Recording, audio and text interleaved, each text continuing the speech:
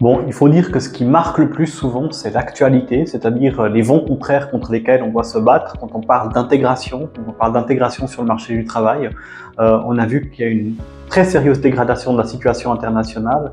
Et donc, ce qui m'a beaucoup marqué dans mes 2 premières années à l'Oseo, c'est de voir sur le terrain, les rencontres sur le terrain, avec les gens qui se battent contre ces vents contraires, dans les Oseo locales, qui se rencontrent avec des professionnels qui pensent d'abord à l'intérêt des gens qui travaillent. Et ça, c'est ce qui me pousse à m'engager au sein de l'Oseo, parce que je trouve que c'est vraiment absolument fondamental que même quand les choses sont de plus en plus difficiles, il y a des forces contraires qui se battent pour que finalement tout le monde retrouve sa place dans la société et puisse vivre bien. Vraiment spectaculaire. D'abord, il y avait énormément de monde, mais aussi les discussions qui ont eu lieu. Les présentations des intervenants étaient vraiment extrêmement intéressantes et traçaient une voie passionnante que nous allons devoir emprunter. On voit bien les risques et les opportunités qu'amène l'intelligence artificielle. Le fait de pouvoir vraiment très rapidement en discuter au sein de l'Oseo, parmi des spécialistes aussi de l'intégration, est vraiment utile parce qu'aujourd'hui, on a besoin de savoir comment appréhender ces technologies.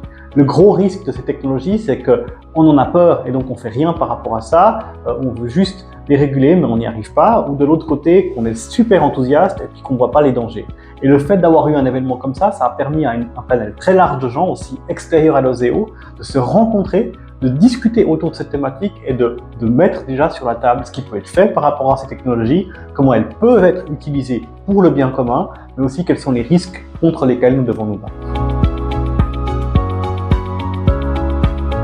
C'est très important pour nous d'être actifs sur cette question des technologies et de l'intelligence artificielle en particulier. Parce que d'abord, ça va beaucoup concerner les gens qui ont besoin d'intégration et d'insertion. Et puis de l'autre côté, parce qu'il y a plusieurs manières d'appréhender ces technologies, dont certaines peuvent être très positives pour la société et d'autres beaucoup plus dangereuses. L'Oseo a d'ailleurs adopté déjà un paquet de positions sur la question et s'est aussi focalisé sur les jeunes et sur les stratégies qu'on peut avoir par rapport à la jeunesse sur l'utilisation des technologies. Tout le monde doit être conscient des conséquences de l'utilisation de ces technologies, de comment on peut en faire un bon usage pour nous et pour la société, mais aussi des risques pour nous et pour la société de ces technologies si on ne fait rien. C'est pour ça qu'il y a 2 endroits où on doit agir. Bien sûr qu'il faut développer les compétences et l'intelligence d'utilisation de ces technologies par la population et par la population en insertion, mais aussi il faut se battre pour qu'au niveau politique, on ait une garantie le plus possible que les technologies telles que l'intelligence artificielle soient développées et déployées au service du bien commun.